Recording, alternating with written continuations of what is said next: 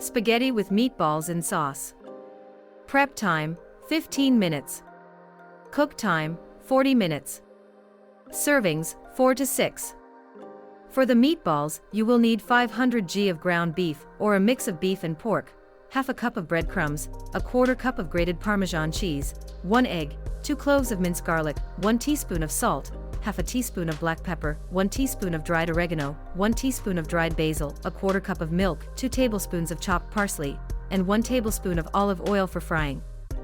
For the tomato sauce, gather 2 tablespoons of olive oil, 1 small finely chopped onion, 3 cloves of minced garlic, 1 can of crushed tomatoes, 1 can of tomato sauce, 1 teaspoon of salt, half a teaspoon of black pepper, 1 teaspoon of sugar, 1 teaspoon of dried oregano, 1 teaspoon of dried basil, half a teaspoon of red chili flakes if you like it spicy, and a quarter cup of fresh basil leaves or 1 teaspoon of dried. For the spaghetti, you will need 400 g of spaghetti, along with water and salt for boiling.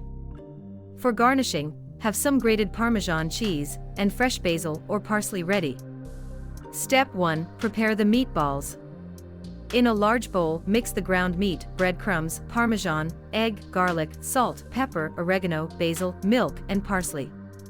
Roll the mixture into 1-inch meatballs. Heat olive oil in a pan over medium heat, and fry the meatballs until golden brown, about 5 minutes. Remove and set aside. Step 2. Make the sauce. In the same pan, heat olive oil and sauté the onions until soft.